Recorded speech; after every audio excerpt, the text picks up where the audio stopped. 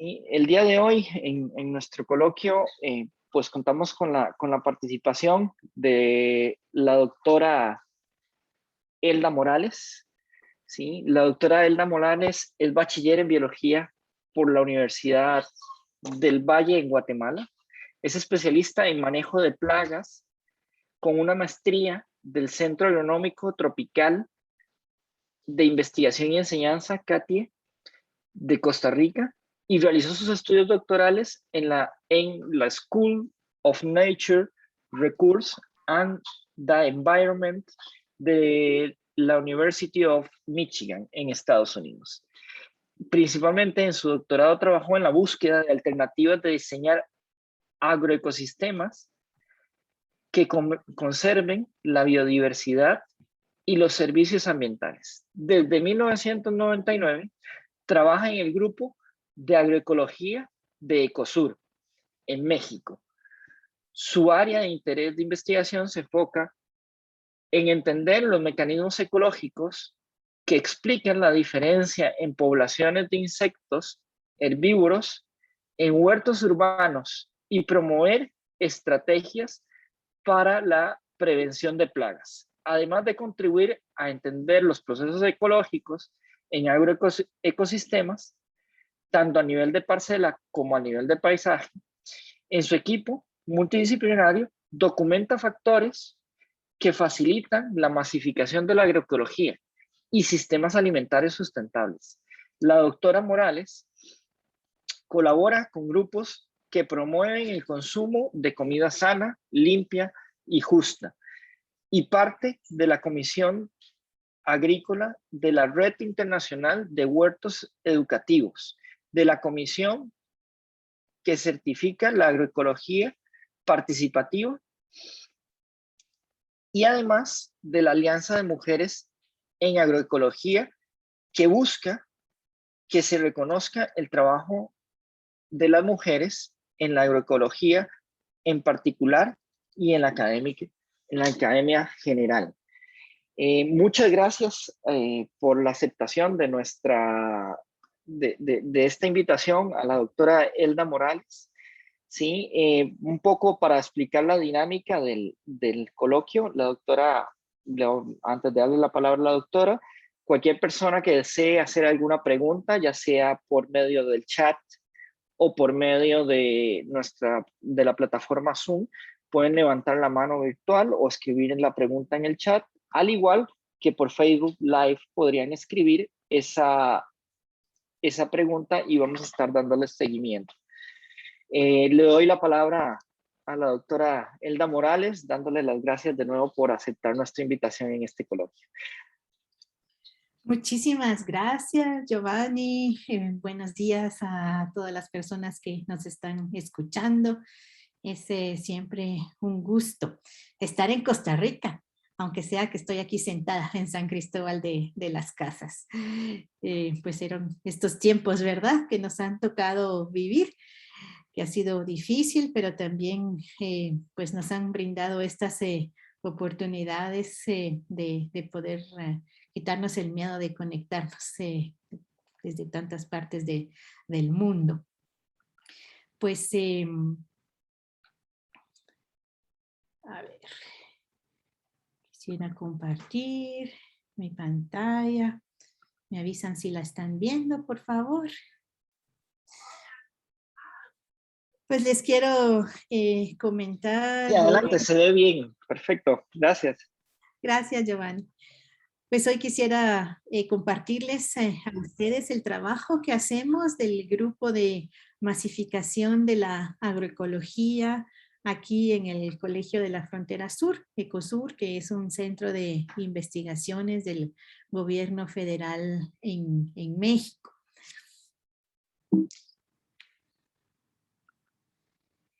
Pues sí, tal vez para dar un poco de contexto de por qué estamos nosotros haciendo investigación en agroecología y buscando estrategias para que esta sea la tipo de agricultura que nos brinden alimentos. Debemos de empezar con los dolores que nos motivan, nuestras preocupaciones. Y es que pues una de esas principalmente es la pobreza, el hambre que muchas personas sufren todavía alrededor del mundo, como por ejemplo esta familia de refugiados del Chad, en un libro maravilloso, no sé si ustedes lo conocen, de estos fotógrafos Menzel y Dalucio, que le pidieron a muchas familias viajando por el mundo que pusieran sobre una mesa todos los alimentos que iban a consumir en una semana. Y pues miren, la cantidad de alimentos y sobre todo que es basado en puros carbohidratos de esta familia de refugiados. Entonces estas imágenes por supuesto que nos impactan, nos motivan a hacer algo para cambiarlo. Y desde los últimos 50 años esto ha sido como la excusa de buscar formas de producir más alimentos. Y fue pues uno de los objetivos de la Revolución Verde, ver cómo incrementar los rendimientos. Y para eso pues se utilizaron, como ustedes saben, herbicidas, insecticidas, fungicidas, variedades mejoradas, fertilizantes químicos, ahora transgénicos y variedades sintéticas, altas densidades de siembra y monocultivos, y hasta en los pueblitos más alejados, como aquí en uno de los pueblos aledaños a la ciudad de San Cristóbal de las Casas, pues vemos que estos agrotóxicos han llegado a nuestros territorios y a nuestros platos. Definitivamente, pues no podemos negar que este tipo de agricultura industrial ha logrado el objetivo de aumentar los rendimientos, pero tampoco podemos negar que ha sido en detrimento de las variedades de nuestra alimentación. Pueden ver ustedes aquí el plato de la buena alimentación en China y una olla de la buena alimentación en Guatemala. Y más o menos son idénticos cuando tenemos culturas y sistemas agrícolas tan distintos, pero es porque estos monocultivos de la agricultura industrial pues nos han llevado a consumir principalmente maíz, trigo, las frutas siempre las mismas, ¿verdad? Banano, manzanas, fresas, sandías, podemos ver, las verduras las mismas, brócoli, zanahoria, desde China hasta Guatemala. Y además, pues debemos de estar conscientes de que aunque los rendimientos han subido, no ha disminuido la desnutrición. Todavía tenemos muchas personas con hambre, niños en estado de desnutrición crítica. En América Latina todavía el 8% de la población se encuentra en inseguridad alimentaria grave. Eso significa 47 millones de personas, imagínense. Y al mismo tiempo, lo que ha ocurrido es que no solo la agricultura industrial no ha acabado con el hambre, sino que ha provocado una nueva epidemia a nivel mundial, y es las enfermedades crónicas causadas por una mala alimentación. Entonces, actualmente en América Latina, el 25% de la población sufre de obesidad. Eso es 104 millones de personas. Entonces, imagínense en México, por ejemplo, el costo de reducir los problemas que esta mala alimentación nos ha traído, ha causado una epidemia de diabetes que tiene un costo para el gobierno mucho más alto que los programas para erradicar el hambre y la desnutrición. De esto hablamos del síndrome metabólico. ¿verdad? Estas enfermedades no infecciosas que están muy bien documentadas, que están asociadas a la dieta occidental, le dicen, pero realmente es esta dieta de la agricultura industrial basada en alimentos altamente refinados, azúcar, arroz blanco, trigo blanco, eh, pocas verduras, alta cantidad de proteínas, de carne, y esto pues nos trae problemas del corazón, triglicéridos, colesterol, hipertensión, y ahora también se está asociando con problemas de Alzheimer, ovarios poliquísticos, hígados grasos no alcohólicos. Entonces, muchas veces con este afán de alimentar al mundo y que ese discurso está tan arraigado en nuestras instituciones, en nuestras políticas públicas, de que tenemos que aumentar los rendimientos para acabar con el hambre en el mundo, realmente nos ha fallado. Nos ha fallado porque no nos está alimentando, nos está enfermando. Además, por supuesto, de todos los problemas eh, para el ambiente que han causado estos agrotóxicos, la disminución de la biodiversidad, la contaminación de nuestros mantos acuíferos, la contaminación también por estos agrotóxicos y fertilizantes en nuestros propios cuerpos, y el avance de esta agricultura industrial a costa de nuestros bosques, de nuestras áreas naturales, pues tenemos muchos ejemplos en América Latina, ¿verdad? En Costa Rica, con la piña, en Argentina, con la soya avanzando sobre las praderas y las áreas naturales, en Guatemala, con la palma aceitera a costa de los territorios indígenas y de las áreas naturales. Entonces, debemos de cambiar ya este discurso de que la agricultura industrial nos alimenta, de que la agricultura industrial nos trae trabajo y progreso, porque solo es una agricultura de muerte.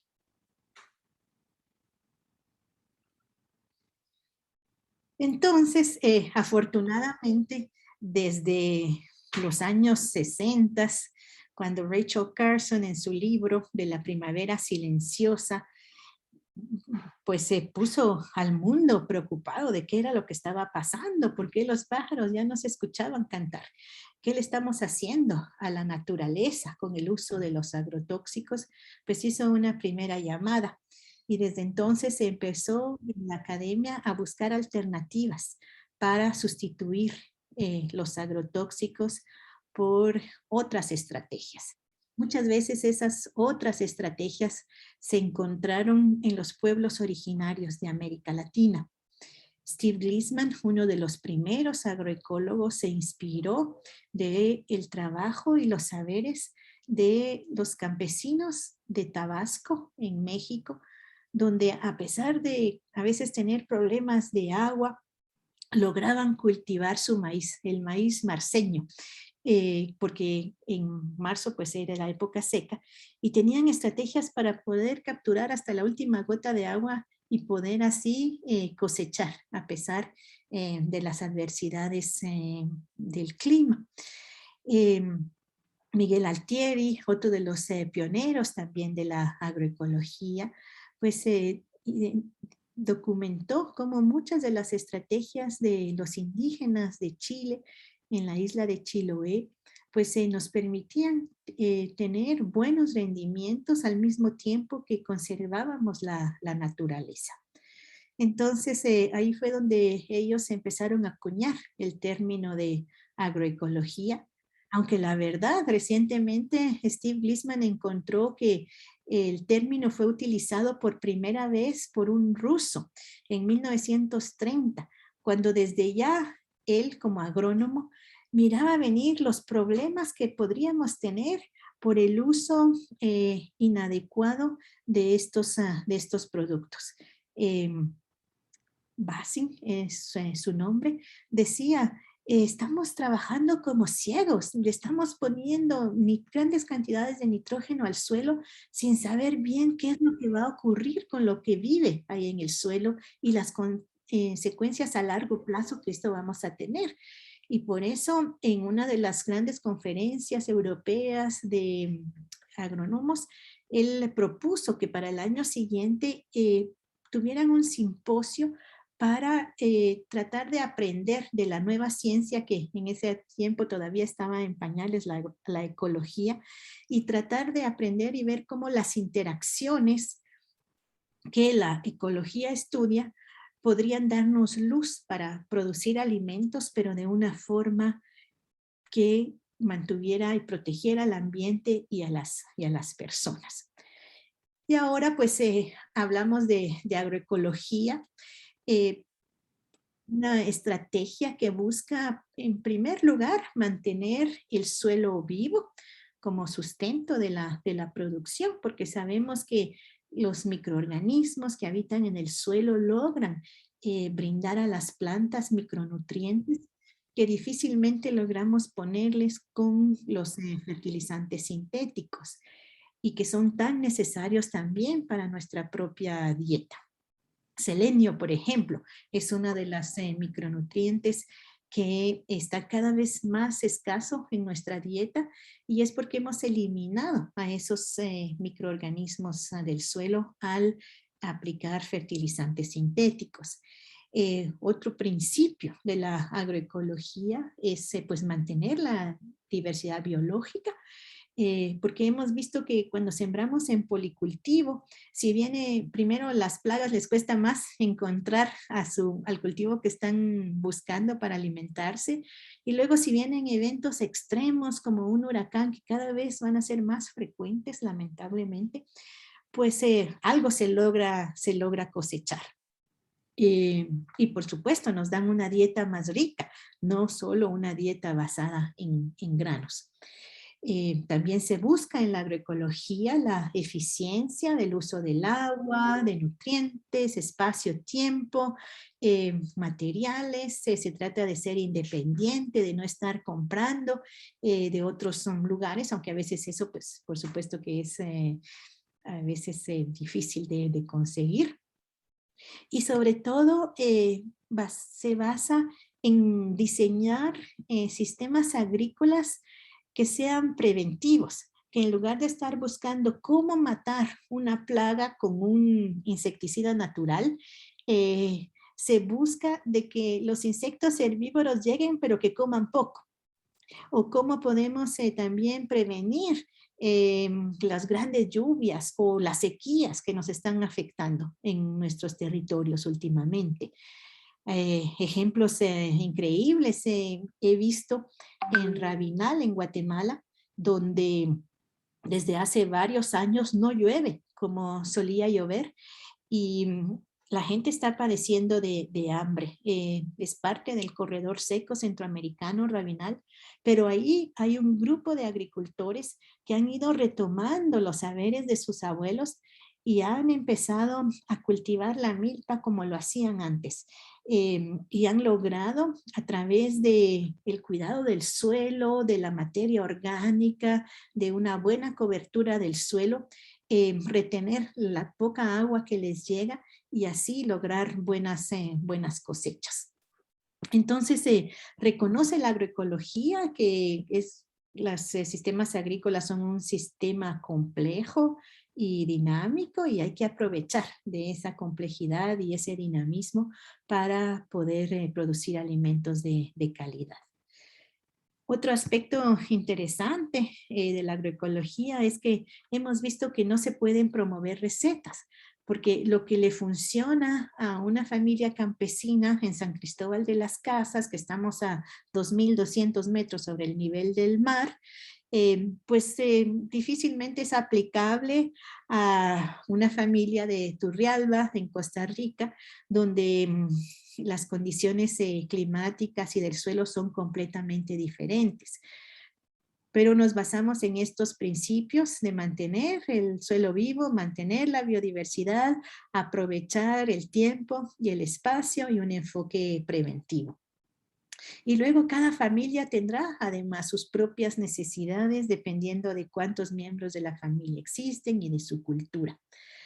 Y eso entonces nos lleva a la necesidad de un encuentro horizontal de saberes, donde la academia, los técnicos agrícolas reconocen que las familias campesinas son las principales proveedoras de saberes y de conocimientos para su parcela. Nadie más conoce su parcela que la familia campesina.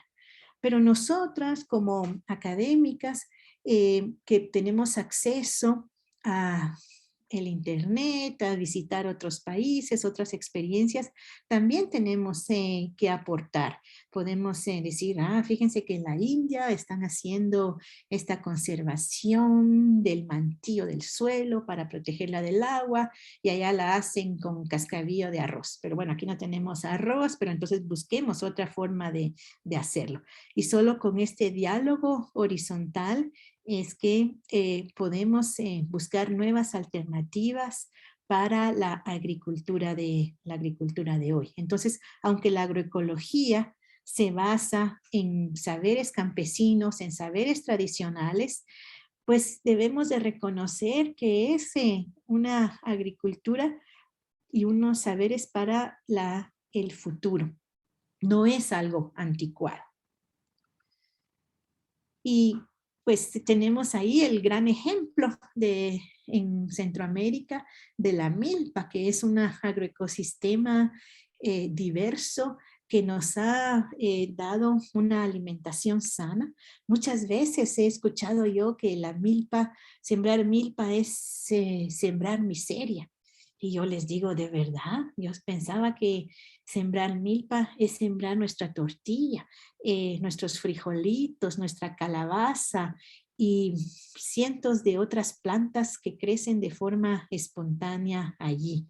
Tenemos un tesoro todavía en las tradiciones, en los saberes de muchas de las familias campesinas de nuestros territorios que todavía estamos a tiempo de rescatar y de promover, ya que tal vez por actitudes racistas hemos llevado a decir que pues es una agricultura de pobres, cuando realmente pues podría traer muchos beneficios para la biodiversidad y para nuestras dietas.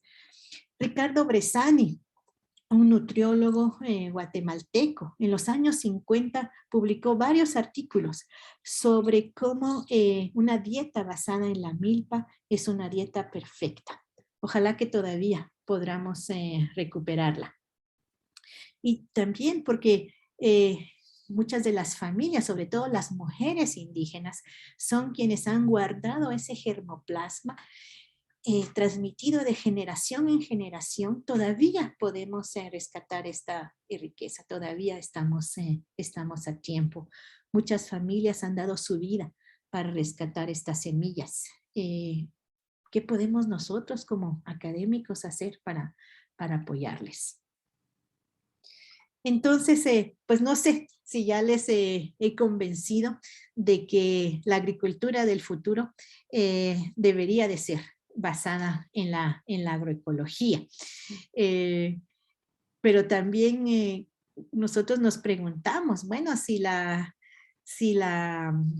agroecología es tan chida, dicen aquí en México, ¿por qué es que no ocupa todavía todos nuestros territorios? ¿Por qué es que no todos tenemos acceso a un plato de la buena alimentación basado en la producción agroecológica? Entonces me voy a detener ahí un ratito para escuchar sus opiniones al respecto, o también si tienen algunas preguntas sobre lo que les compartí anteriormente.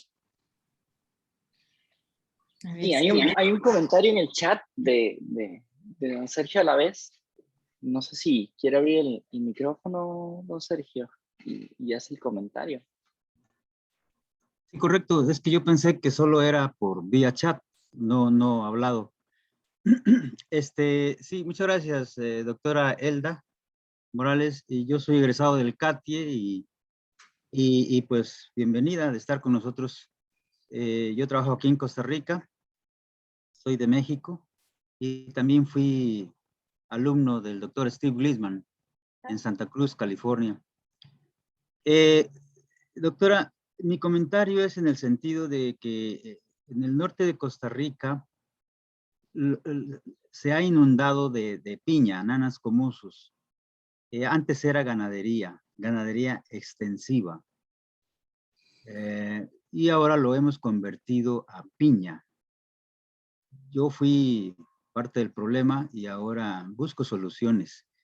Y cada jueves a las 3 de la tarde teníamos reuniones de costos en esas grandes empresas. Y resulta que era muy difícil, muy difícil para mí luchar contra todos y contra un concepto como es agroecología. No era fácil decirle a los gerentes de las otras fincas, porque yo estaba en el Departamento de Investigación y Desarrollo, y no era fácil decirles cuáles eran las bondades de la ecoeficiencia, de la agroecología, de la economía circular, todo eso.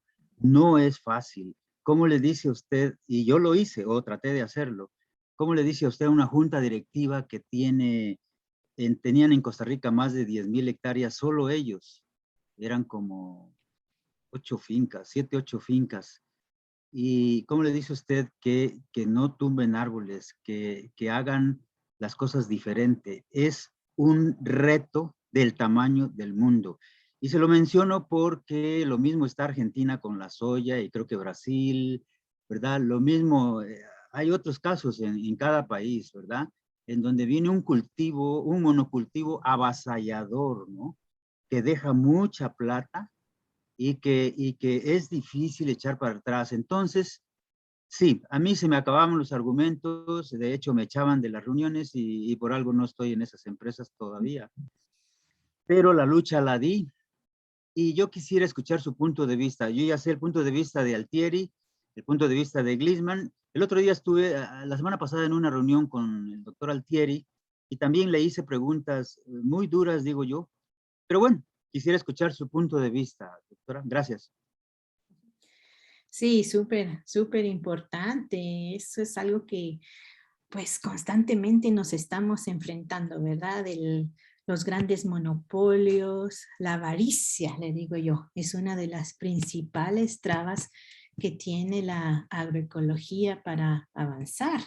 Estas grandes empresas, tanto como la piñera o las empresas proveedoras de los agrotóxicos, pues muchas veces tienen presupuestos mayores a lo de nuestros ministerios de agricultura, ¿verdad? Entonces, Totalmente, ¿quién así es. dispone, quién influye sobre las leyes de nuestros países? Pues el dinero. Ese es un punto súper importante para pensar y realmente es muy frustrante. Y yo tengo esperanza. Soy una persona optimista y pues que finalmente, como pasaba en el algodón en Guatemala, cuando yo estaba en la Universidad del Valle, trabajé de asistente de investigación en el proyecto de algodón. El algodón en Guatemala estaba en las manos de pues, los grandes terratenientes de la costa sur con los mejores suelos, pero pues ahí aplicaron todas las recetas de la agricultura industrial hasta el punto que un animalito de este tamaño, de 1 milímetro, la mosca blanca, acabó con ellos. Nos llamaron cuando ya estaban desesperados con resistencia a todos los agrotóxicos que estaban en ese momento para que la Universidad del Valle buscara alternativas para el manejo de plagas de la mosca blanca, pero pues ya era muy tarde. Entonces tuvieron que cambiar de cultivo. Lastimosamente, pues todavía no aprenden, ¿verdad? Que es el monocultivo, el problema, y siguen probando ahora con otras cosas, por lo menos ya se diversificó. En Estados Unidos, digamos, otro de el gran cinturón de granos, con esos suelos súper fértiles de envidia que los han sacrificado, pues ahí en ese tiempo solo se sembraba maíz. y ahora pues tienen graves problemas por el uso de herbicidas, las malezas resistentes, y es algo interesante que una de las principales malezas que les está dando lata ya es el Amaranthus híbridos, nuestro bledito, lo que mi abuelita me cocinaba cuando yo era niña, nuestra grande fuente de ácido fólico, ahí les está batallando y ahora pues no pueden, entonces están tratando de buscar alternativas, dicen pues ya no podemos sembrar solo maíz, ahora ya imagínense, duplicó la biodiversidad en ese cordón granero de Estados Unidos, ahora siembran maíz y soya y ya además están en algunos lugares metiendo lentejas y algunos arbolitos. Entonces yo creo que esa crisis finalmente nos va a hacer ver, buscar otras formas. Eso ocurrió en Cuba, donde después de que cayó la Unión Soviética y ellos con su agricultura también súper industrializada, dependiendo altamente de gasolina, de agrotóxicos provenientes de Unión Soviética, cuando se cayó, pues no tenían con qué mantener la agricultura y ellos perdieron 30% de su masa corporal, imagínense.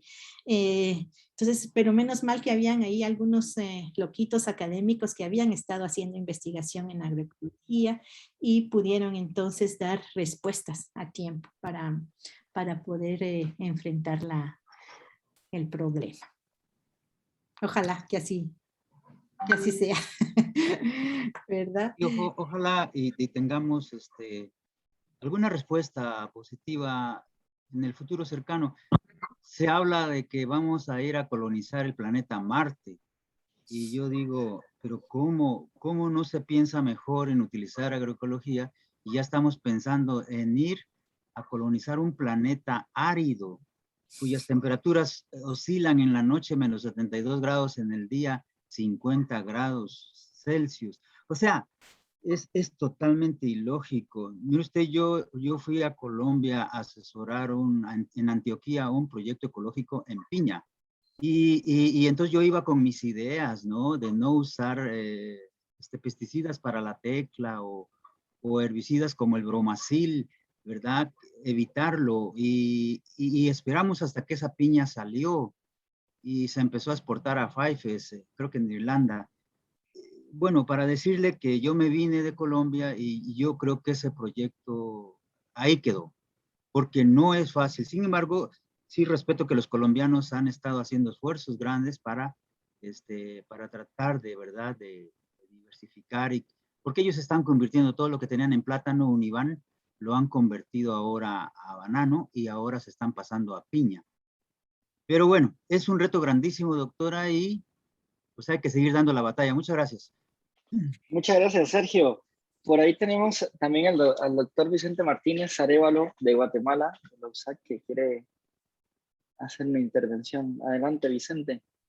Muchas gracias. Estoy muy agradecido Si por... quieres encender la cámara, vale, adelante. Por estar en esta actividad. Y pues un saludo muy cordial a la doctora Elda Morales. Yo en el sentido de la intervención anterior, ¿verdad? Yo trabajo en la Universidad de San Carlos, en la Facultad de Agronomía, y tengo a mi cargo los cursos de ecología. Y entonces, pues yo hago esa pregunta, ¿verdad? Que hacía el doctor Sergio Álvarez a los estudiantes, porque la mayoría de ellos, pues, pretenden irse a trabajar a una empresa grande, ¿verdad? Caña de azúcar, palma africana, etcétera. Y entonces les digo yo, este tema, ¿verdad? Cuando hablamos precisamente de los agroecosistemas, ¿qué harían ellos a la hora de enfrentarse en situaciones como estas, ¿verdad? Que se mencionaban. Y yo creo que, bueno, que hay que partir un poco de lo que usted decía anteriormente, pues que no hay una receta, ¿verdad? Aquí pues son cuestiones que se van implementando. Y entonces, pues la respuesta al final es a procurar implementar criterios, ¿verdad? Que puedan ayudar en esto. Por ejemplo, tuvimos un caso en Palma Africana, donde un ejercicio profesional supervisado le pidieron de que pues resolviera el problema de los desechos, ¿verdad? De las infrutescencias. Y entonces el camino fue por medio de microorganismos efectivos del suelo, ¿verdad?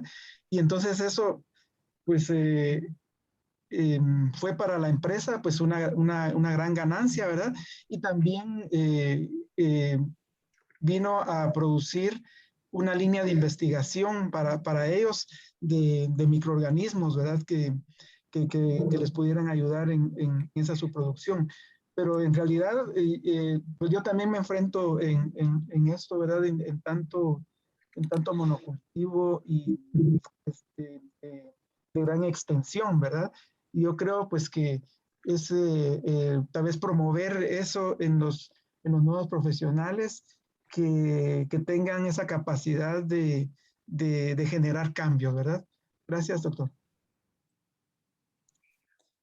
Sí, mucho gusto, paisano. Qué bueno saber que están dando ese curso para la formación de agrónomos, aunque sea una semillita se va sembrando Sí. por ahí en sus mentes, ¿verdad? Realmente, como dice Vandana Shiva, los monocultivos de la mente son los más difíciles de cambiar. Sí.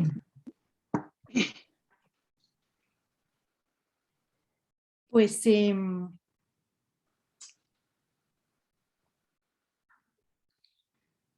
sé cómo cerrar aquí, abrí el chat y ahora no lo puedo cerrar. Ustedes no miran el chat.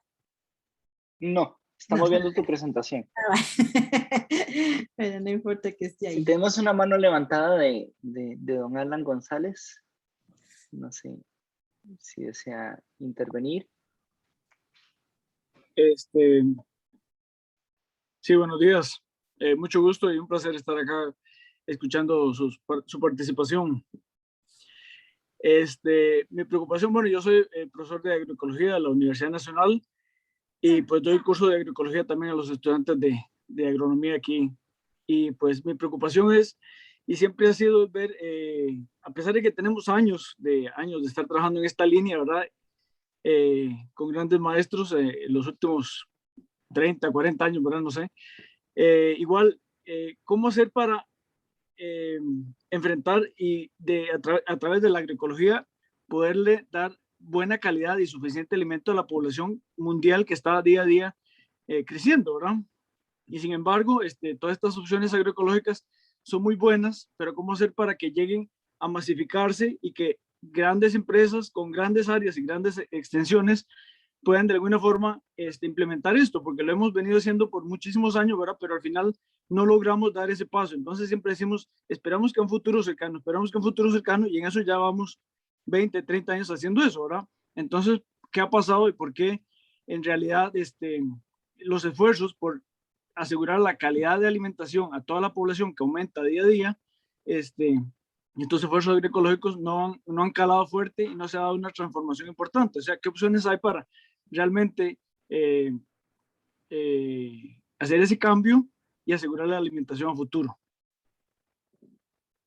Sí, muchísimas gracias, Alan, mucho gusto. Pues es justamente esa es la pregunta que nosotros nos hemos planteado en el grupo de masificación de la agroecología del Colegio de la Frontera Sur, porque pues ahora, como ustedes pueden ver en la pantalla, hasta la FAO está diciendo, pues debemos de hacer un cambio en la forma de producir los alimentos y la agroecología es la opción. Y sin embargo, pues vemos eso, ¿verdad? Que va avanzando muy lento o a veces hasta vamos en retroceso. Entonces, aquí en Ecosur, desde más o menos del 78, hay un grupo de agroecología muy fuerte. Somos 25 investigadores tratando de buscar alternativas, documentar los procesos de las familias campesinas, documentando cómo pues estos sistemas no solo conservan el ambiente, sino también producen suficientes alimentos, porque muchos de los alimentos de la agricultura industrial van a parar al basurero. Cada vez está mejor documentado que el problema del hambre en el mundo no es un problema de falta de producción, sino es un problema de distribución y de inequidad. Entonces, no sé, hemos estado preguntando en los casos donde la agroecología sí ha llegado a territorios grandes, que ha alcanzado a miles de personas, ¿qué factores tienen en común estas iniciativas para poder irnos dando luz de qué se necesita para este sueño agroecológico? Entonces, desde el 2014 que tenemos este grupo de investigación, somos 6 investigadores trabajando desde las ciencias naturales y desde las ciencias sociales para entender cómo podemos llevar a escala la agroecología, y acompañados con nuestros estudiantes de maestría y de doctorado que hacen trabajo de campo en varios países de América Latina, también en India y en África. Entonces, lo que hemos visto a través de nuestros proyectos que pueden encontrar en nuestra página web, es que, primero una gran controversia que ha causado hasta el nombre de nuestro proyecto. Es masificación, pero ¿qué es eso? La agroecología no se puede masificar porque no hay recetas. Entonces hemos utilizado varios nombres equivalentes como amplificación, transformación, cambio de régimen, escalamiento, pero no es escalar, nos dicen, pero entonces es escalonamiento, pero no son escalones, así que todas las palabras parecen tener algún problema, irradiación, revolución, pero realmente lo que queremos nosotros decir con masificación no es que las pequeñas parcelas de las familias productoras se expandan en latifundios o que se implementen las mismas recetas en todos los territorios. Eso lo tenemos muy claro que así no funciona. Lo que ambicionamos es que muchas pequeñas parcelas de muchas familias en muchos territorios puedan producir de forma agroecológica. Y en ese sentido, pues recuperar el sentido de solidaridad, reciprocidad y una proporción saludable de nuestro sistema alimentario.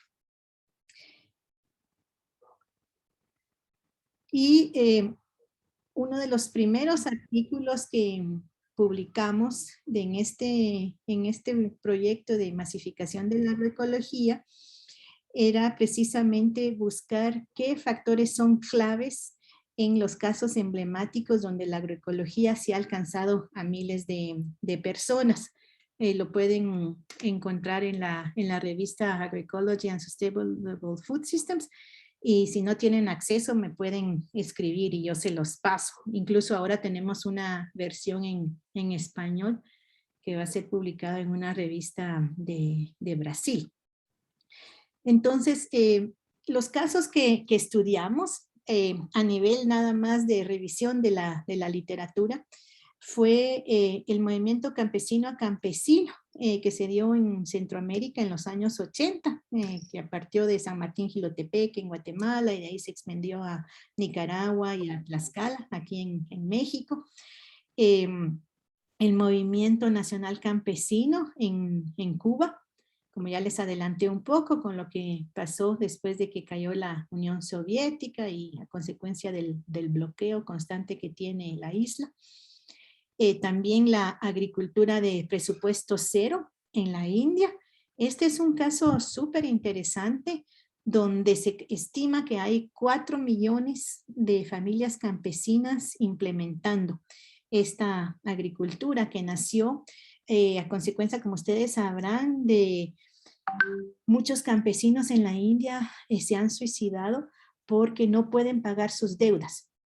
Al tener que adquirir todos estos insumos que demanda la agricultura industrial, se han quedado, pues, ¿para quién es realmente provechoso, verdad? Muchas veces decimos es que estas grandes parcelas agroindustriales, pues dan dinero. En algunos casos sí, sobre todo cuando son subsidiadas por nuestros mismos países, por nuestros mismos gobiernos.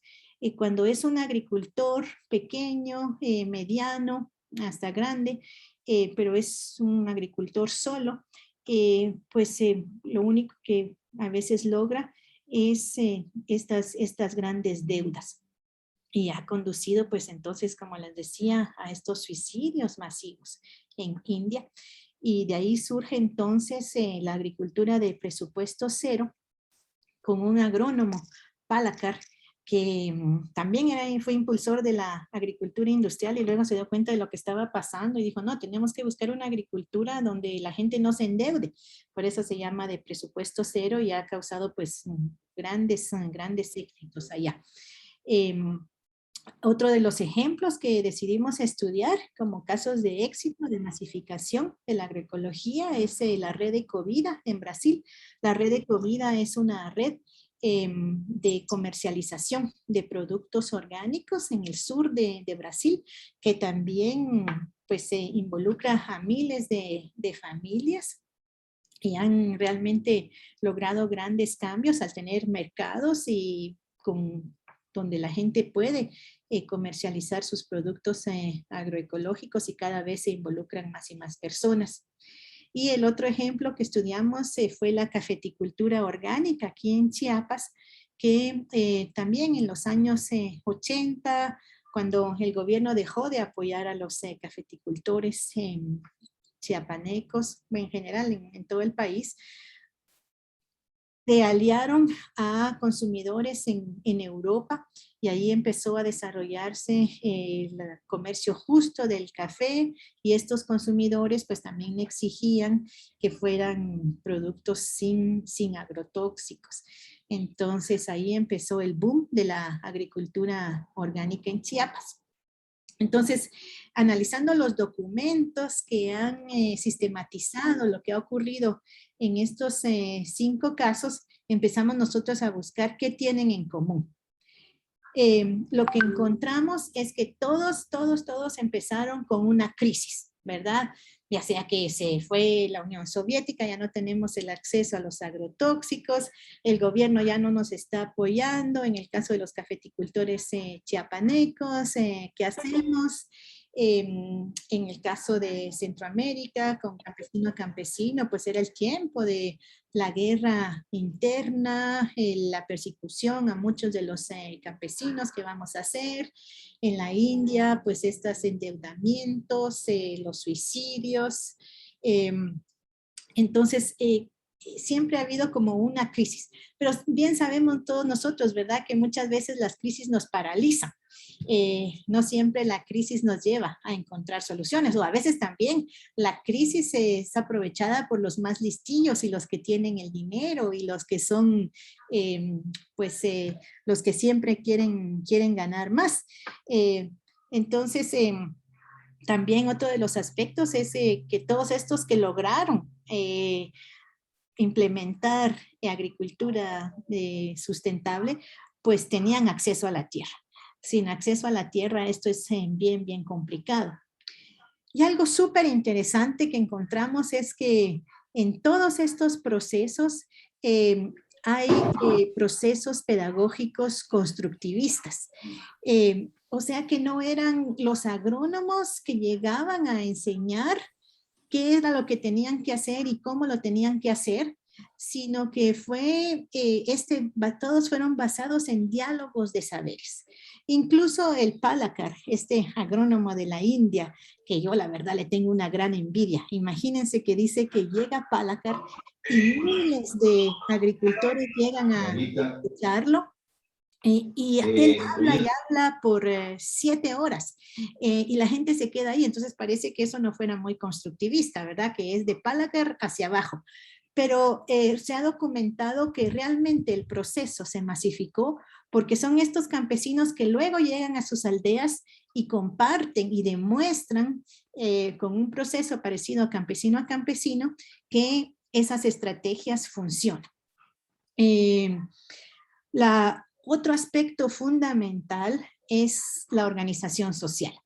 Si hay un campesino que está haciendo cosas maravillosas en su parcela, como los faros agroecológicos que tanto promueve Miguel Altieri, pero si sus vecinos no le hablan, como ocurre en Rabinal, por ejemplo, que se ha tratado de implementar muchas estrategias agroecológicas, pero ahí recuérdense que hubo masacres en los años 80 y muchas veces esas masacres dictadas por el ejército guatemalteco fueron perpetuadas por el vecino, que era paramilitar. Entonces, pues, ¿cómo me voy a hablar con ese vecino que mató a mi abuela? Entonces, la organización social es clave y eso lo saben muchos de nuestros gobiernos que son pues financiados por estas grandes empresas y sus intereses económicos. Entonces, se trata muchas veces de destruir la organización social. Actualmente en México, por ejemplo, se están dando los apoyos individualizados, no a las cooperativas. Es cierto que muchas veces han habido pues allí malos usos de los dineros, pero pues no en todos es así. Y al individualizar los dineros, pues rompemos la organización social que permite el crecimiento de la agroecología. También identificamos que otro de los factores claves es el discurso movilizador. ¿Qué quiere decir eso? Es un discurso que hace que la gente se levante y dice, sí, vamos, ya no vamos a usar estos herbicidas, vamos a empezar a ver cómo se trabajaba antes, o inventar nuevas cosas ante los problemas actuales, pero no podemos seguir haciendo esto. Muchas veces esos discursos movilizadores han sido ligados a la religión. Aquí en México, en Chiapas, los grandes impulsores de la agricultura orgánica, de la cafeticultura orgánica, fue la Iglesia Católica. Igual en Brasil, en el sur del Brasil, pues la teología de liberación está atrás de muchos de estos movimientos. En la India, Palakar usa imágenes religiosas para promover la agricultura de presupuesto cero. Dice cosas como, imagínense dejar el suelo desnudo es como desnudar a Shiva. Entonces yo he tratado de implementar ese discurso aquí en México diciendo, imagínense no poner mantillo en el suelo, es como ver desnuda a la Virgen de Guadalupe, pero como que no me pasa ese discurso por acá. También los aspectos culturales, ¿verdad? Pueden ser muy, muy importantes para este discurso movilizador. Y luego, por supuesto que las prácticas agroecológicas deben ser efectivas. Y ahí debemos de tener mucho cuidado, porque muchas veces pensamos que pues por sustituir un insumo químico con uno natural, ya la hicimos. Y muchas veces eso nos puede llevar a fracasos y deslegitimar la agroecología. A mí me preocupa que con tal vez a veces el buen afán de promover la agroecología, brindamos recetas que tal vez nos funcionaron en Brasil, pero que aquí tal vez ni tenemos los recursos para hacerlo y dan a veces hasta los pesos, ¿verdad? Para promover el bokashi. Ahora todo el mundo hace bokashi. Y tal vez en nuestras regiones ya tenemos otras soluciones de cómo manejar bien el suelo. Entonces tenemos que ser muy cuidadosos en eso. Que nuestras prácticas agroecológicas sean efectivas y culturalmente apropiadas, diría yo. También vimos que en muchos de los casos los mercados de agricultores han sido claves, pero no en todos. Esto de los mercados de agricultores fue una impulsor. Disculpa, doctora, yo tengo una pregunta y hay otra pregunta más escrita. Adelante, sí. De Adriana Alvarado. Y bueno, mi tema de trabajo siempre ha sido otras cosas, no el tema de sistemas de producciones agrícolas, pero me surge la duda tal vez conceptual de la diferencia entre agroecología y cultivos orgánicos. Porque últimamente, por lo menos en Costa Rica, se está viendo en la dieta que está variando y están las personas intentando comprar cultivos de agronomía orgánica. Entonces, no sé si están relacionados y cuál es la relación entre la agroecología y esta agricultura orgánica que nos llega en las ferias o etcétera. Muy buena pregunta. Muchas gracias, Giovanni, para permitirme aclarar eso. Realmente cuando nació el movimiento de agricultura orgánica también era con esa intención, ¿verdad? De que ya no podemos seguir produciendo con agrotóxicos, busquemos cómo se hacía antes, hay alternativas o busquemos a través de la ciencia cómo lo podemos hacer de una forma mejor. Lo que ha ocurrido también nuevamente con los grandes agronegocios, que en muchos casos la agricultura orgánica ha sido cooptada y se ha vuelto también parte de esas grandes extensiones de monocultivo. Por ejemplo, en California hay una gran producción de fresas orgánicas, pero uno va allá y uno dice, esto no es sustentable. Son hectáreas de fresa y además el suelo cubierto de plástico negro para evitar que la fresa se enferme y para manejar las arbences que crecen ahí, pero todos bajo una misma variedad de fresa que muchas veces ni sabor tiene. Entonces viene una plaga y pues seguramente que se la va a acabar toda. No podemos sustentar, mantener eso por mucho tiempo más. Entonces muchas veces ahora la agricultura orgánica es equivalente a la sustitución de insumos, que en lugar de este fertilizante químico voy a poner este biofertilizante. Aquí en Chiapas se está utilizando mucho los biofertilizantes producidos en una laboratorio en Michoacán y pues no sabemos si esos microorganismos que pues pareciera, estamos sembrando vida, ¿verdad? Pero resulta que tal vez no sabemos si esos microorganismos de Michoacán de laboratorio van a pegar aquí en estos suelos, vamos a tener que estar comprando de allá, y si van a competir con los microorganismos que tenemos aquí y qué va a pasar. Entonces últimamente la agricultura orgánica se ha basado en esto de la sustitución de productos químicos por productos orgánicos y eso es como un paso para la agroecología, pero la agroecología principalmente se basa en el rediseño de la parcela para primero evitar la compra de insumos externos y luego que sea el mismo diseño de la parcela que evite los problemas que tenemos. Además, sí, hay toda otra línea de la agroecología que... Yo creo que en ese mismo ámbito, Adriana Alvarado nos hace una pregunta. No sé si quieres habilitar el micrófono, Adriana. O leo la pregunta.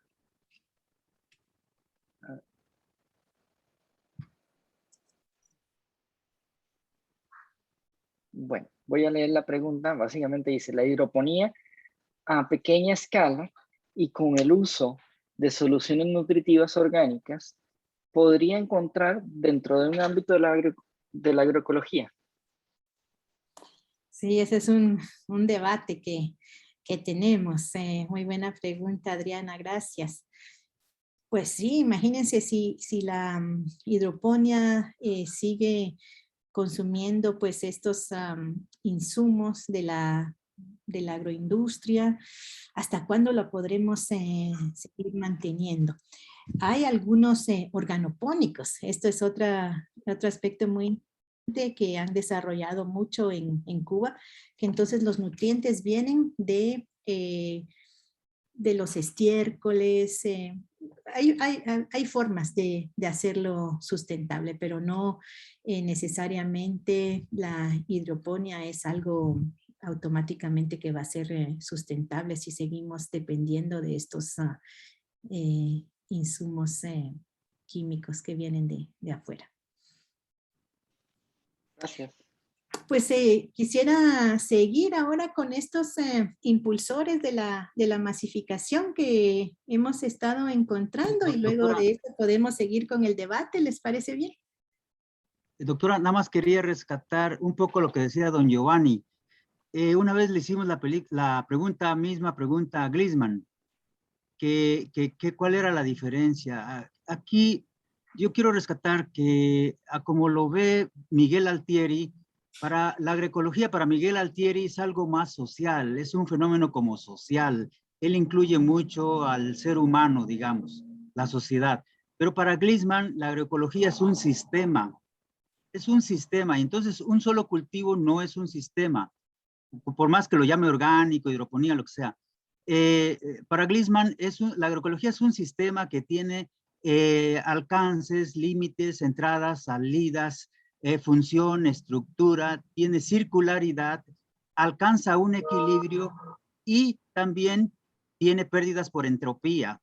Entonces Gliessman como que lo ve en una forma más académica y más desde la teoría de sistemas a la agroecología, cuando menos así lo entiendo yo. Entonces, y también Gliessman tiene un concepto desde el punto de vista costos energéticos.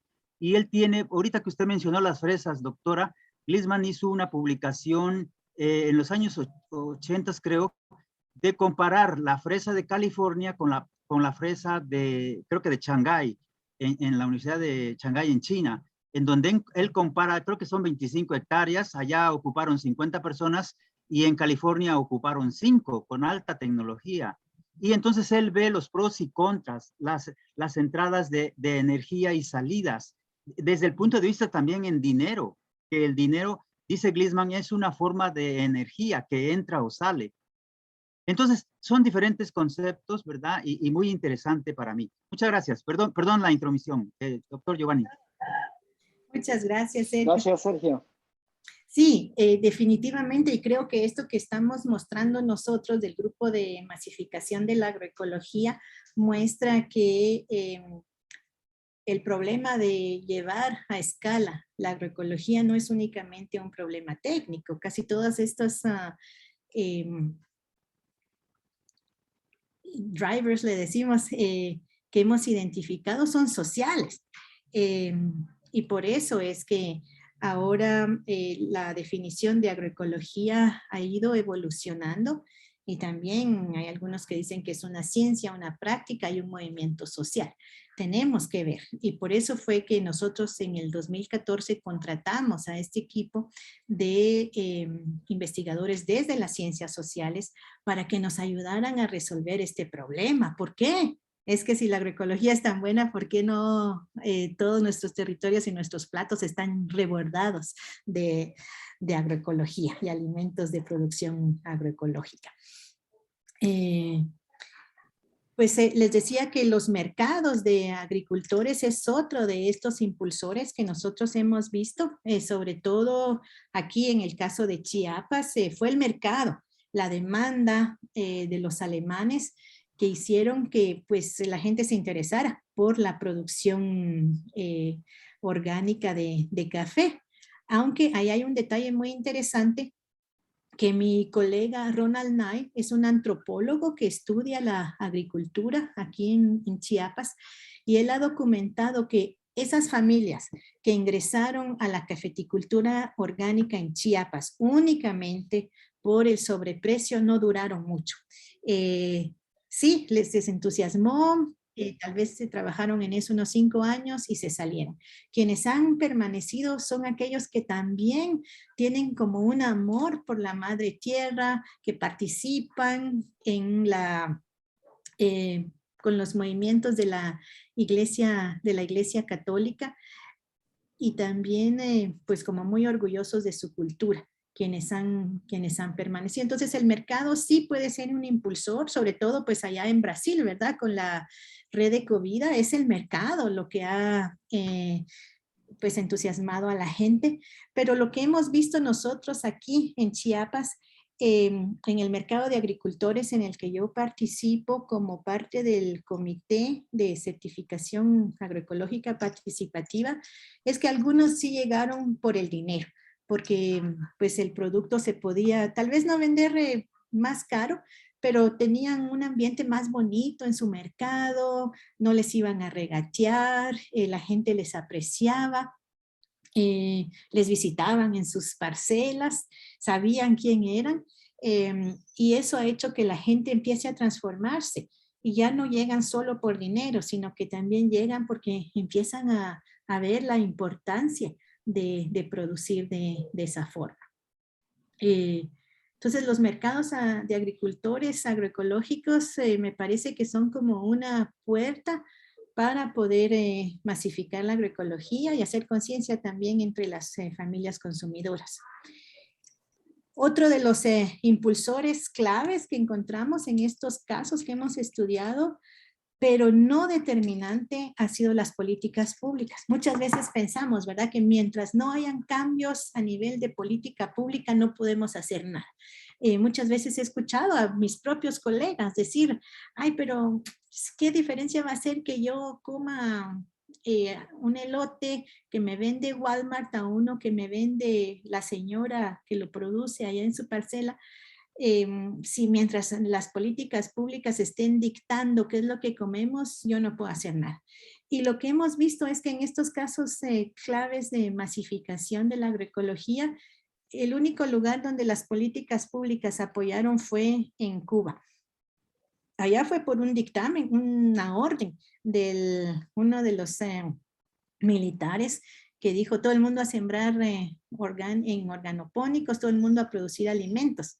No en muchos países pasa, ¿verdad?, que los militares nos impulsan a sembrar hortalizas, pero ahí sí sucedió. En otros casos, las políticas públicas pues se quedan ahí en políticas públicas. Ecuador es uno de esos ejemplos, ¿verdad? Que no sé cómo sucedió, tengo que investigar qué fue lo que pasó, pero allá ya tiene años de que la Constitución dice que la forma de producir alimentos en Ecuador debe de ser agroecológica, que se debe impulsar la soberanía alimentaria, pero en la realidad, en el terreno casi no ha pasado. Y es porque cuando esas políticas se construyen allá arriba, sin una fuerte base que lo demandan, pues son letra muerta. Eso fue para nosotros bastante interesante, es que las políticas públicas pues pueden ayudar, pero no son determinantes para impulsar la agroecología. Y otro aspecto clave son los aliados externos para la masificación de la agroecología. En todos los casos que estudiamos vimos que no es algo que haya sido alguien de afuera que llega y lo promueve. Y sobre todo, muchas veces cuando eso pasa, tal vez dura unos años y luego se muere, pero mientras se hacen relaciones igualitarias, que los aliados externos llegan para apoyar, no para decir lo que se tiene que hacer, entonces la agroecología puede florecer.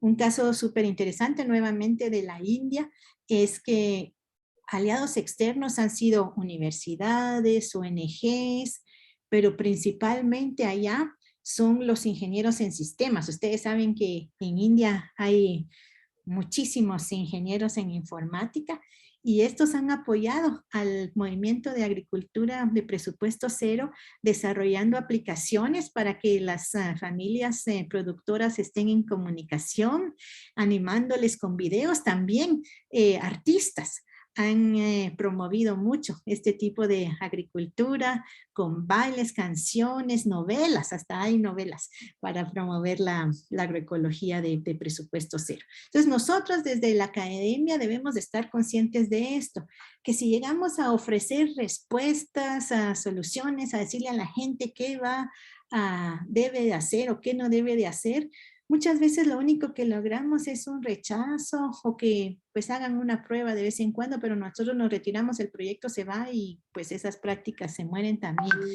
Mientras que si llegamos ahí a dialogar, a decir en qué podemos apoyar, qué están haciendo ustedes, cómo podemos nosotros apoyarles, esas sí tienden a florecer.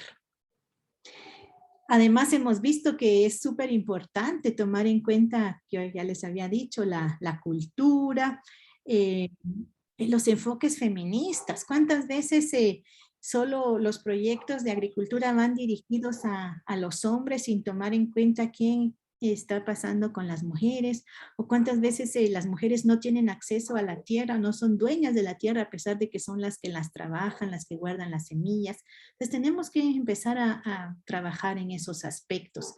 La inclusión de los jóvenes, cuántas veces vamos a al campo y uno de los dolores que tienen las familias es que sus hijos ya no se están quedando, han migrado porque no les interesa.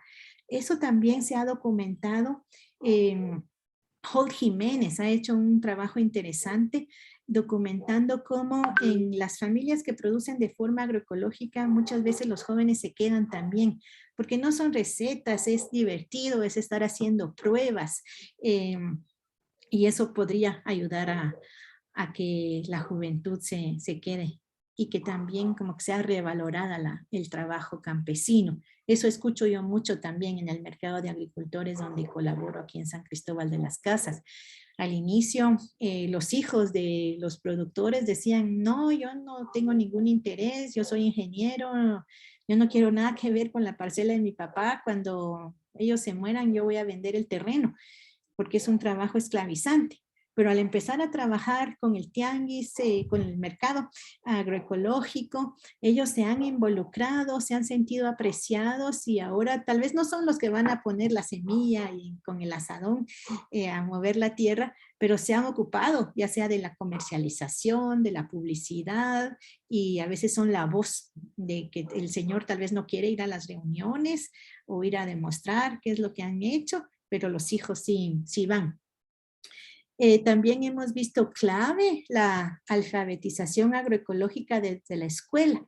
Y en ese sentido nosotros hemos estado trabajando otro proyecto que se llama Laboratorios para la Vida, donde damos formación a docentes desde el preescolar hasta la universidad sobre las bondades de la agroecología y cómo buscar nuestra soberanía alimentaria. Y realmente hemos visto cambios maravillosos. Sobre todo porque hemos visto que eso influye en la forma de alimentarnos y que en la forma que nos alimentamos va a depender también qué tipo de agricultura tenemos. Podríamos nosotros en algunos casos no tenemos opción, ¿verdad? Si queremos una piña que no sea de monocultivo en Costa Rica, me imagino que es difícil.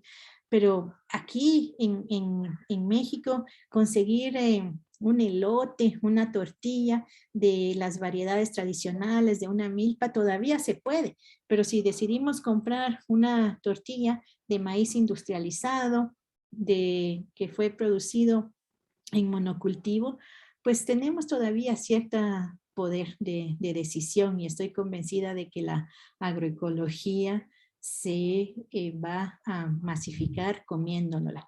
Y un poco de esto, de estos otros aspectos, hablamos también en este número especial que sacamos en el 2019, sobre todo producto del trabajo de nuestros estudiantes de doctorado. También con mucho gusto les puedo compartir los artículos si les interesa. Entonces, para ir cerrando, si quisiéramos construir agroecosistemas diversos como este de la milpa, donde se puede además conservar parches de bosque y de naturaleza y brindarnos una alimentación sana, pues necesitamos considerar no solo los aspectos agronómicos, necesitamos tomar en cuenta los aspectos sociales en los que están embebidos estos agroecosistemas, no solo a nivel del territorio, sino ahora pues a nivel global. Y para eso tenemos que hacer en muchos casos grandes modificaciones en nuestra currícula, en el tipo de investigación que hacemos.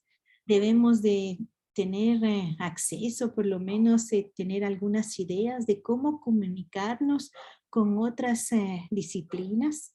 Si no logramos hacer o no nos interesa hacer investigación transdisciplinaria, por lo menos sí saber de qué está hablando la otra persona. Debemos de desarrollar humildad también para poder tener una conversación horizontal con las familias campesinas, no llegar a imponernos. Debemos de tener una academia y organizaciones campesinas feministas, donde se da cabida a la diversidad, y una academia antirracista, donde todas podamos aprender de todos y pues además ser conscientes de qué es lo que nosotros mismos estamos comiendo, cómo estamos dando el ejemplo a nuestros estudiantes. Estamos hablando de la agricultura orgánica, de la agroecología, pero luego comiendo cualquier cosa. Hay muchas cosas que es interesante que nos podemos cuestionar nosotros mismos de cómo nuestras actitudes pueden influir. Entonces, pues es lo que nosotros hemos aprendido aquí en el grupo de masificación de la agroecología. Por supuesto que es un caminar constante, reevaluación constante de nuestras teorías, y por eso pues estoy muy contenta de poder estar dialogando con ustedes y escucharles también sobre sus opiniones y cualquier cosa que me quieran debatir, compartir. Ahí les dejo mi correo, hmorales@ecosur.mx. Me dará muchísimo gusto estar en contacto, porque también otra cosa que creo que es súper importante es que nos mantengamos unidos. Esas grandes empresas que favorecen la agricultura de la muerte, que nos tratan de vender y compran científicos, compran prensa, opinión pública, diciendo que la agricultura no puede alimentar al mundo, pues ellos tampoco nos están alimentando, como ya les dije, ellos nos están matando. Entonces debemos de, quienes pensamos diferente, debemos de estar unidos, hacer una red, porque pues solo así vamos a lograr hacer cambios. Gracias. Muchas gracias, doctora Morales. Encantado de la charla que acabamos de recibir y esa forma de comunicarlo tan emocionante, pasivo, llevándonos a un mundo tan bonito como este de la agricultura, de la agricultura. Tengo una pregunta en el chat de la doctora Isa Turrialba. Ella escribió de que se tuvo que retirar.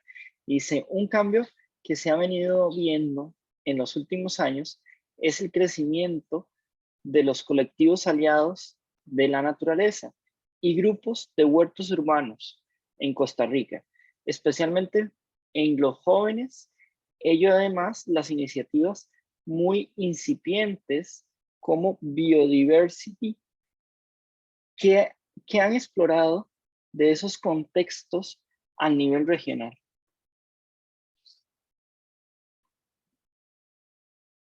Sí, muy buena pregunta, Isa. Lástima que ya no estás, pero tal vez se va a quedar grabada aquí la respuesta. Creo que es uno de nuestras grandes faltas en el grupo de masificación. No hemos explorado ese potencial, pero definitivamente no es nada despreciable. Sobre todo ahora que los datos demográficos muestran que la mayoría de la población ahora somos urbanitas. Entonces, ¿qué poder tenemos? En primer lugar, como les decía, yo creo que sí tenemos poder a la hora de consumir. Podemos dictar qué tipo de agricultura, qué alimentos queremos recibir. Y por otro lado, todo este movimiento de la agricultura urbana es muy, muy interesante. Hay datos de cómo en muchos países más del 50% de los alimentos se están produciendo en áreas urbanas. Aquí en San Cristóbal de las Casas, yo estaba trabajando con un grupo que se llama Sembrando Jovel. Es un grupo de agricultores que siembra desde una maceta con sus fresas hasta que tienen sistemas silvo-agropastoriles en plena ciudad. Hay colegas que tienen árboles de manzanas, ciruelas, membrillos, abajo tienen gallinas, a veces un borrego. y algunos es nada más para el consumo del gusto, algún alimento que tal vez extrañan de su territorio original, y otros pues sí son para vender, para comercializar.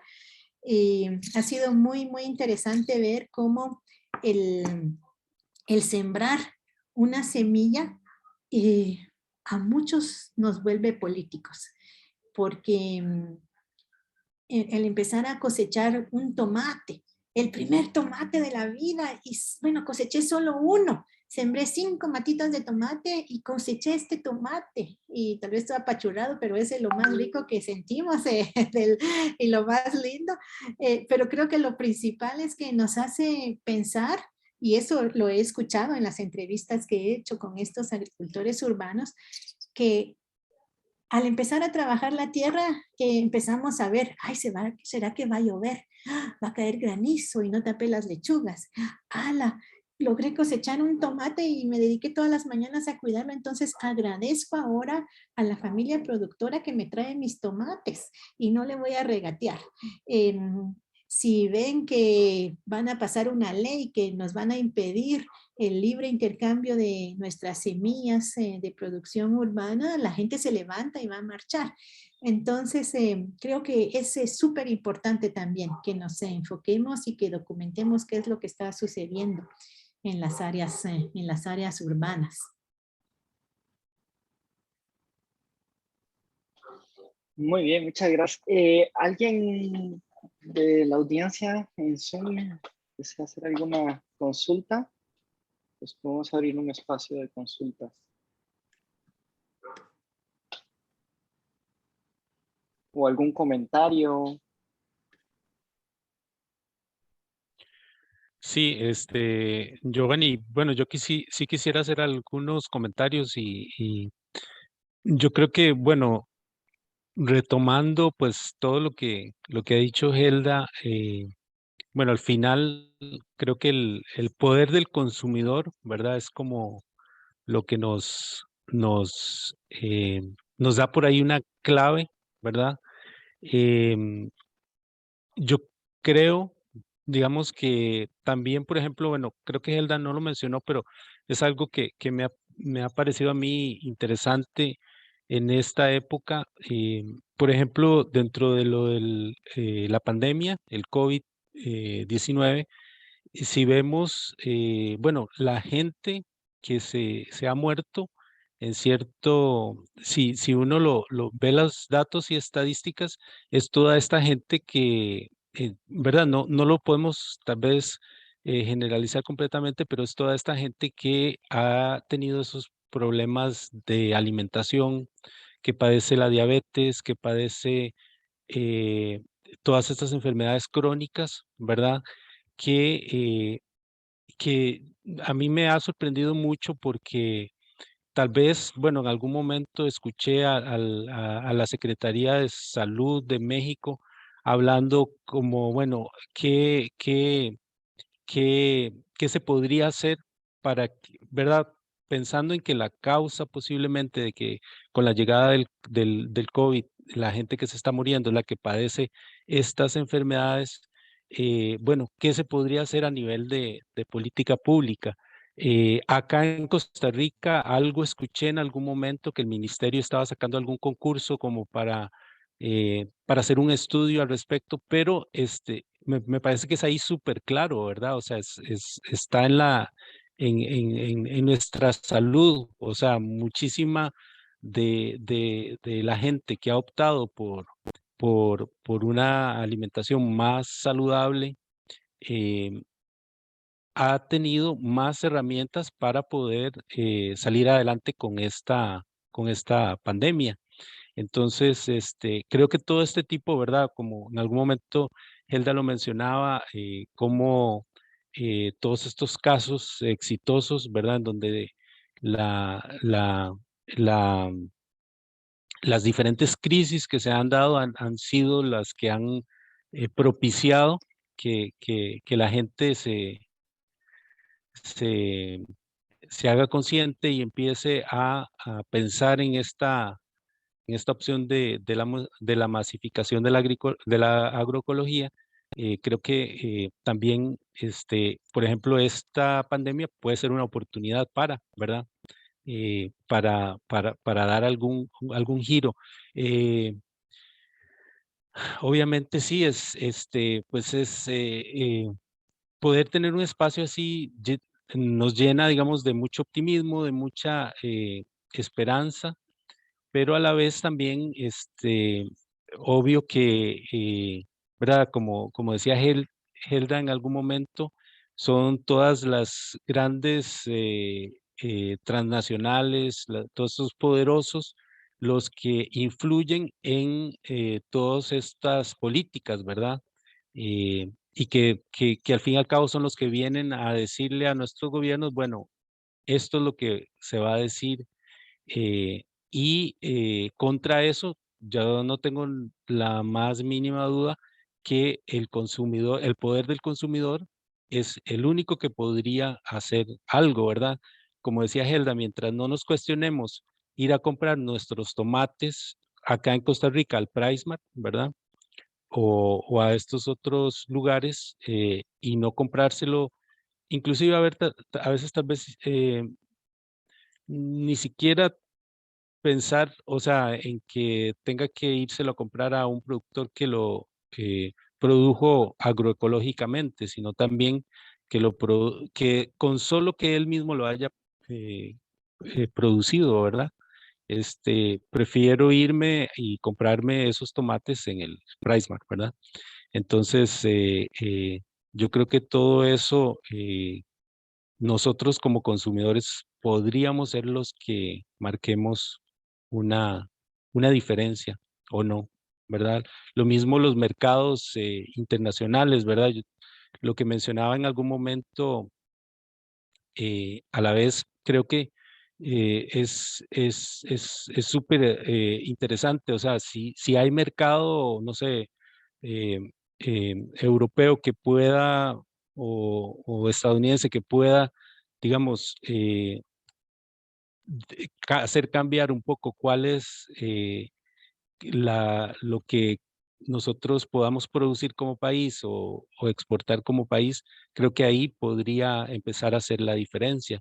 Y bueno, siempre teniendo mucho cuidado porque como decía Helda y como decía el compañero, muchas veces, sí, ¿verdad?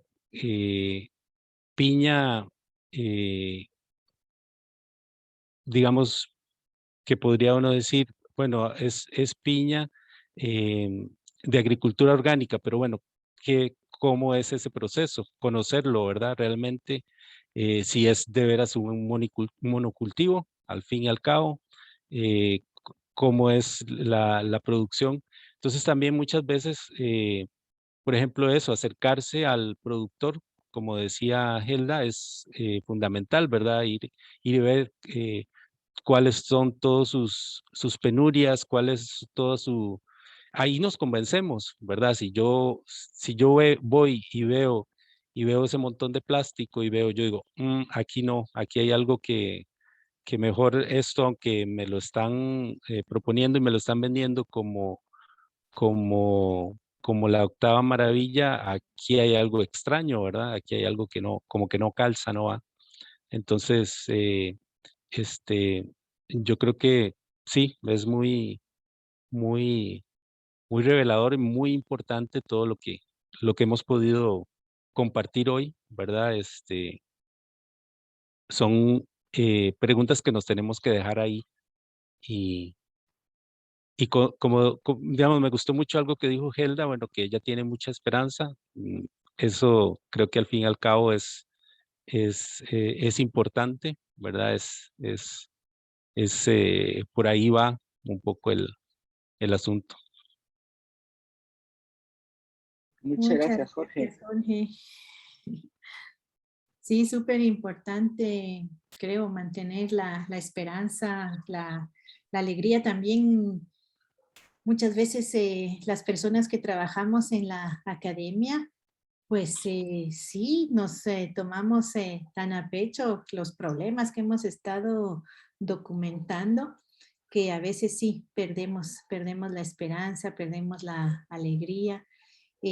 Por eso me encanta a mí una frase que nos dijo el subcomandante Marcos, uno de los voceros de los zapatistas aquí en Chiapas, en un encuentro conciencias para la humanidad, un evento al que invitaron a cientos de investigadores de varias partes del mundo a compartir aquí en San Cristóbal su trabajo. Él dijo al final, en el cierre, pues mucho gusto de conocerles a ustedes que hacen tan importante trabajo. Realmente a veces veo que ustedes no se dan cuenta de los aportes que pueden tener para mantener la vida. Por favor, no se les olvide eso y tampoco se les olvide, no se tomen tan en serio. También recuérdense que deben de seguir bailando, haciendo poesía, porque pues si estamos luchando para tener una mejor vida, a veces se nos olvida tener una buena vida nosotros mismos.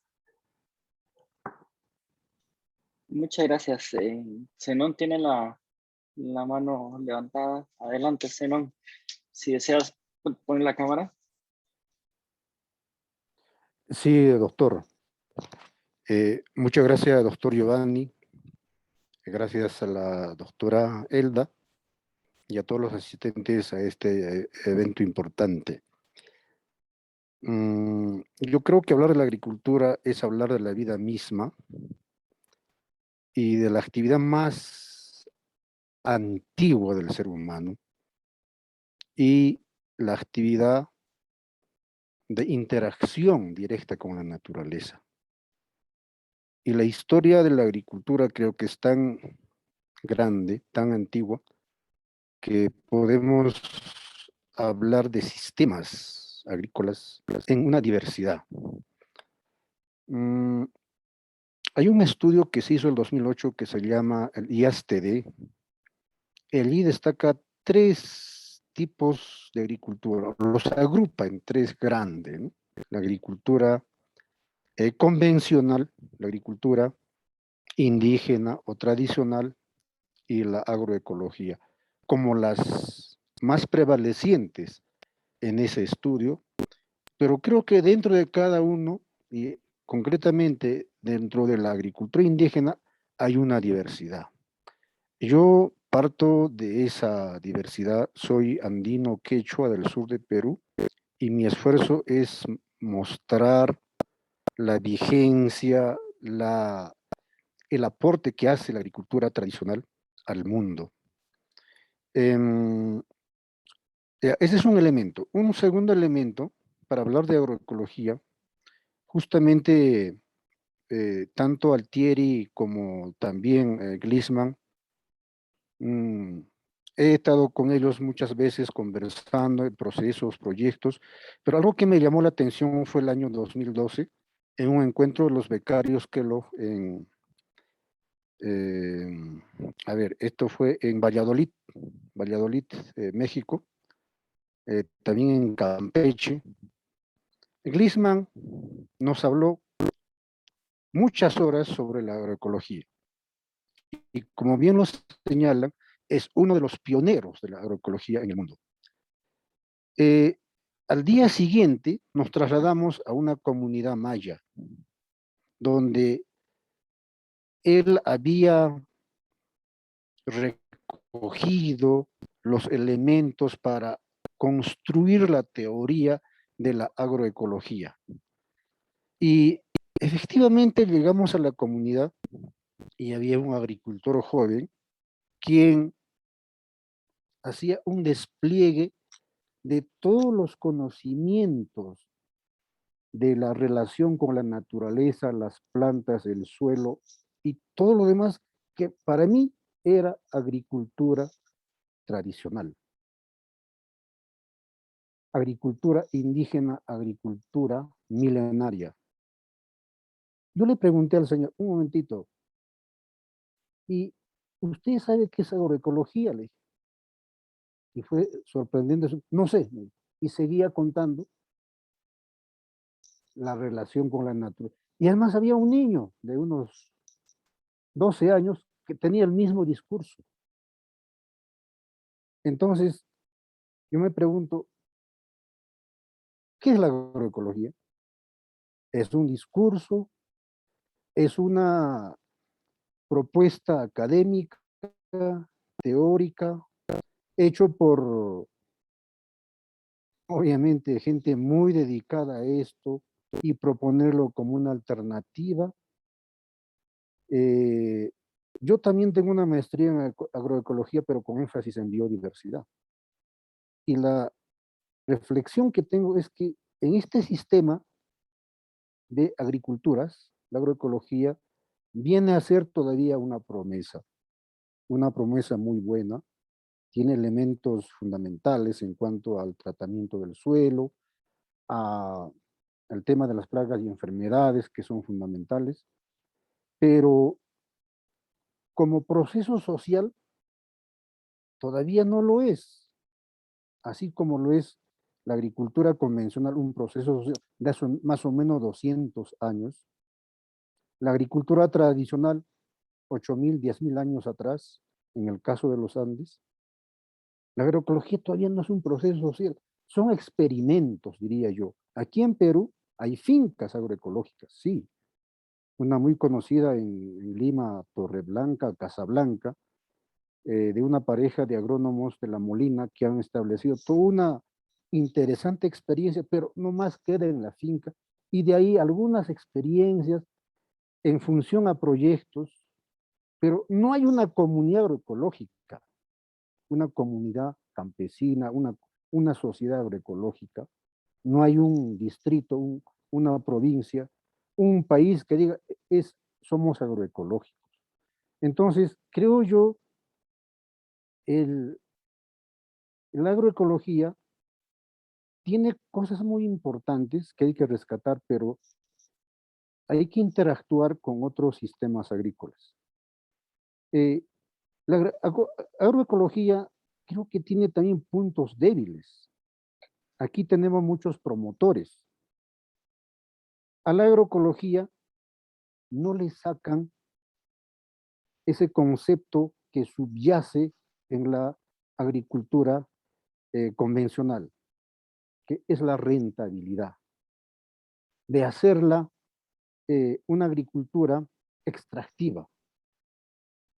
Lo trasladan para agroecología y se convierte no más que en una variante de la agricultura convencional. Y creo que ese es un peligro, de que los insumos como bokashi y otros hay que embolsarlos y venderlos. Creo que rompe todo el enfoque de la agroecología, de la autonomía que tenga el agricultor para generar o acceder a esos insumos. Y es más, también la semilla. Pero peor aún, si es que estos productos entran al mercado, y sabemos acá en el altiplano, como la quinoa que es un producto prominente y con mucho empuje en este momento en el mundo, tiene que ser certificado. Solo así puede ser vendido a otros lados. Entonces, ese es un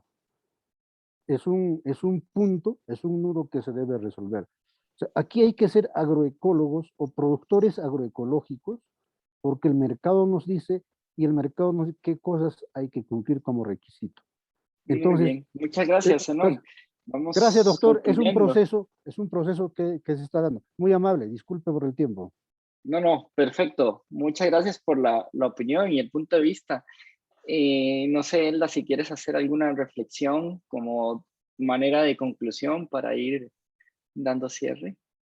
Sí, muchísimas gracias, mucho gusto, Zenón. Muy sabias palabras. Definitivamente, pues a veces los nombres y debatir por qué palabra vamos a usar nos causan más desencuentros que encuentros. Creo que definitivamente muchas de las familias campesinas indígenas alrededor de nuestra América practican la agroecología.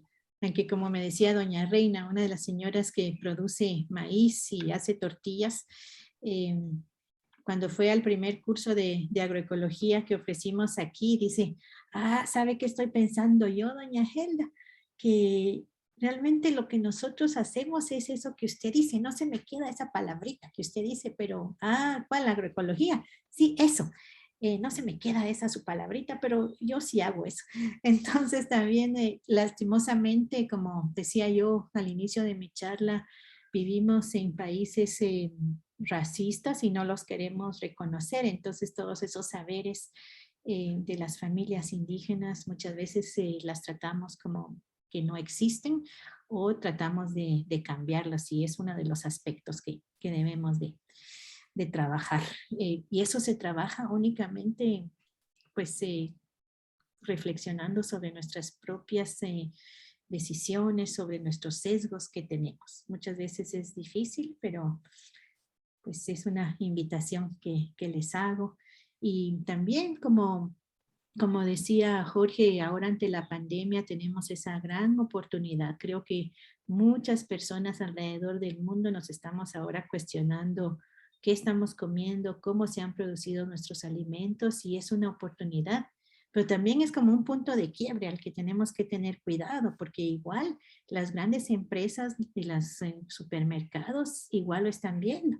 Nos están queriendo decir, vengan aquí con nosotros, aquí les exigimos que usen su mascarilla, les proveemos gel para desinfectarse las manos, mientras que en los mercados campesinos ahí van todos amontonados.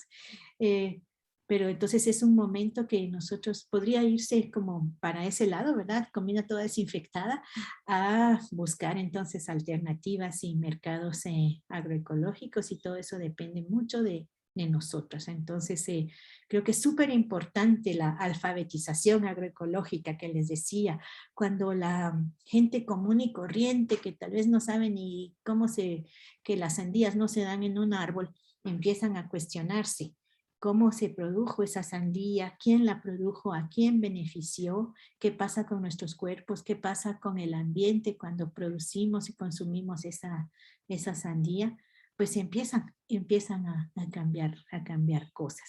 Y nada más también una invitación, aquí les voy a poner en el chat, si tienen la oportunidad de leer el trabajo de Rob Wallace, él es un epidemiólogo que desde hace varios años ha estado advirtiendo que este tipo de agricultura de muerte nos puede provocar, además de más de gases de invernadero, también terribles epidemias.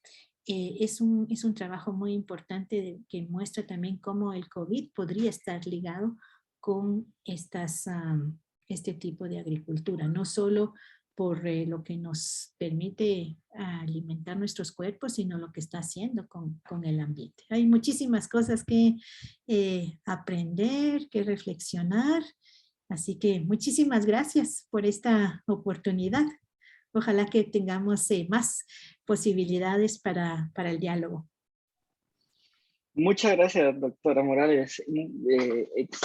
Gracias a todos los participantes, y como siempre extiendo por parte del programa Doctorado en Ciencias Naturales por el Desarrollo la invitación a visitar nuestra página web, nuestro Facebook, y además anunciarles de la apertura de la Corte 2023, en la cual se pueden desarrollar los temas de agroecología en el énfasis de sistemas de producción agrícola. Así que va también de la mano con la gestión de recursos naturales o la gestión y cultura ambiental, y asimismo, como lo mencionaron durante esta charla, con las tecnologías electrónicas aplicadas por medio de sensores, etc. Muchas gracias a todos los participantes, tanto en nuestro canal de Zoom como en Facebook, que nos han seguido y nos seguirán siguiendo. Muchas gracias a todos. Muchas gracias, doctor Giovanni. Gracias a todos. Muy amable. Doctora Morales, si nos das un minuto cuando salgan los participantes. Y Jorge, no sé si Jorge todavía está por aquí. Ya salió. Sí, ya salió Jorge.